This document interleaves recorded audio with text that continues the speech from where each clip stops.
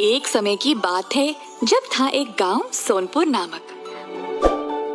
उस गांव में ग्रामवासी कई प्रकार के कारोबार करते थे। एक दिन रमेश नाम का आदमी उदासी से चल रहा था।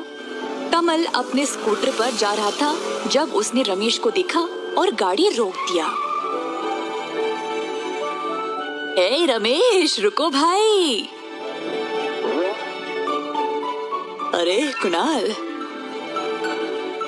तुम इतने दुखी क्यों हो और कहाँ जा रहे हो? मेरे फूलों का कारोबार कुछ ठीक नहीं चल रहा है। मैंने इस काम में बहुत पैसे लगाए और मुझे कोई मुनाफा नहीं मिल रहा है। अरे भाई, मुझे भी तुमसे इसी बारे में बात करनी थी और देखो रास्ते में तुम खुद मिल गए। मेरे दिमाग में एक विचार है और मुझे लगता है कि यह काम आएगी। क्यों ना तुम शहर जाकर यही काम करो, बस थोड़ा सा ज्यादा दाम में वहाँ पर बेचना। अगर कम से कम 6 महीने तक तुम ऐसा करोगे तो तुम्हें अच्छा मुनाफा मिल जाएगा। आजमा कर देख लो, तुम्हें खुद पता चल जाएगा। रमेश ने कुणाल की सलाह पर सोचा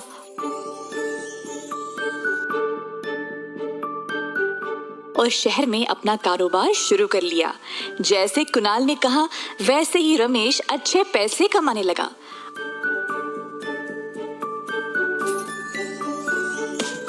अब वो चाहता था कि वह ये बात अपने दोस्तों को भी बोले। उसने अपने सारे दोस्तों को सलाह दी कि वह अपना अपना कारोबार शहर में शुरू कर ले। इसी तरह सोनपुर के लोग अपने अपने कारोबार अब शहर में भी शुरू करने लगे। ये ही नहीं, शहर के तौर तरीके भी अपने कामों में लाने लगे। अपना काम होने के बाद सारे लोग वापस गांव आ जाया करते थे। एक दिन गांव वापस आते समय, भाइयों, जिस तरीके से हम लोग कपड़े पहन रहे हैं ना, मुझे अच्छा नहीं लग रहा।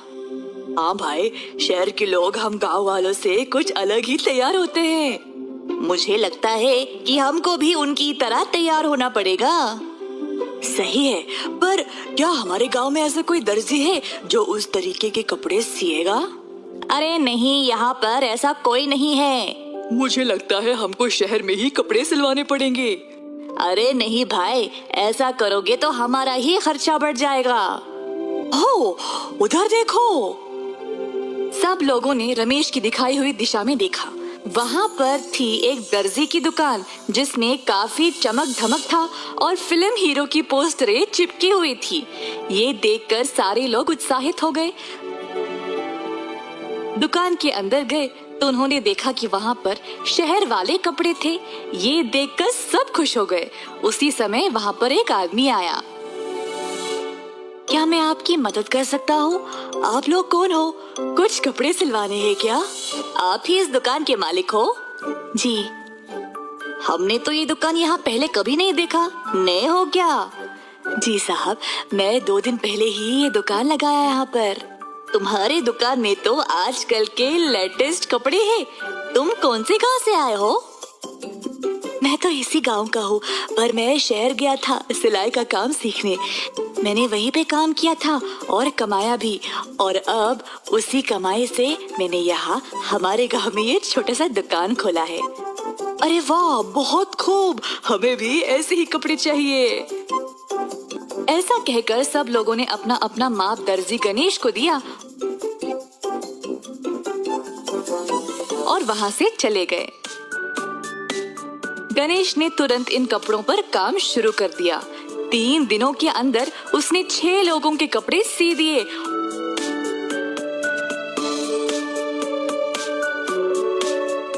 और उनको दे भी दिया। इनके कपड़े अब गांव के बाकी लोगों को भी पसंद आ गए। तो अब बहुत सारे लोग गणेश के पास आने लगे कपड़े सिलवाने के लिए। इसी तरह गणेश के पास अब बहुत सारे ग्राहक आने लगे। ये सब देखकर सोनपुर के बाकी के दर्जी गणेश से ईर्ष्या करने लगे। कुछ दर्जियों ने बैठक जमा की और ये सोचने लगी कि गणेश को अब गांव से निकालकर शहर कैसे भेजा जाए। क्यों ना हम पहले उससे जाकर बात करें, बोलेंगे कि वापस शहर चले जाओ। अगर वो नहीं मानेगा तो फिर हम कुछ और सोचेंगे।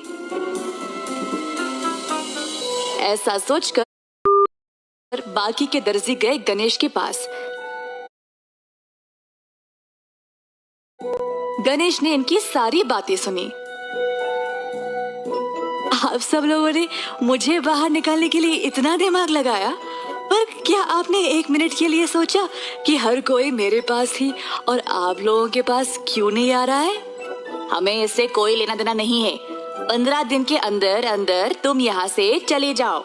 तुम्हारी ये शहर की बकवास फैशन वहीं पे चलाना, यहाँ नहीं। अरे आप लोग भी क्यों ना ये नए कपड़े सीना सीख ले। अगर चाहो तो मैं आप सबको सिखा सकता हूँ। यहाँ तक कि इतना सारा काम का बोझ भी कम हो जाएगा मेरे लिए। क्या तुम बोल रहे हो कि हमें सिलाई नहीं आती? अरे नहीं, आप गलत ना सोचे। इस विचार को एक बार अच्छे से सोचना और फिर मेरे पास वापस आना। अगर इसके बाद भी आप लोग चाहते हो कि मैं यहाँ से चला जाऊँ तो मैं जरूर चला जाऊँगा, पर पहले मेरे इस प्रस्ताव के बारे में सोच तो लो। सारे दर्जियों ने ध्यान से इस विचार के बारे में सोचा। अंत में सब लोगों ने गणेश का प्रस्ताव स्वीकार करने का निर्णय ले लिया। ये देखकर गणेश बहुत खुश हो गया। उसने तुरंत सिलाई की क्लास शुरू की और बाकी के दर्जियों को इस नई तरीके की सिलाई के बारे में सिखाया। गांव वालों को इस बारे में पता लग गया तो सबकी समझ में आ गया कि गणेश केवल एक अच्छा दर्जी ही नहीं, एक अच्छा इंसान भी है। अब गणेश के साथ साथ 7 और दर्जी थे जो ये नए तरीके के कपड़े सी सकते थे। अब गांव वाले बाकियों को भी अपने कपड़े देने लगे सिलवाने के लिए। कुछ ही समय में पूरे गांव के लोगों के कपड़े पहनने का ढंग ही बदल गया। अतः ये गांव अपने अनोखे फैशन के लिए मशहूर हो गया। गणेश का बड़प्पन था कि उसने उन दर्जियों को माफ कर दिया जो उसको गांव से निकालना चाहते थे और उनको सिलाई भी सिखा दी, जिसकी वजह से अब पूरा गांव मशहूर हो गया। इस कहानी से हमें ये सीख मिलती है कि कोई भी निर्णय जल्दी में नहीं लेना चाहिए। कोई भी निर्णय अगर सोच समझ के लिया जाए तो सिर्फ हमें ही नहीं बल्कि बाकियों को भी फायदेमंद साबित होता है।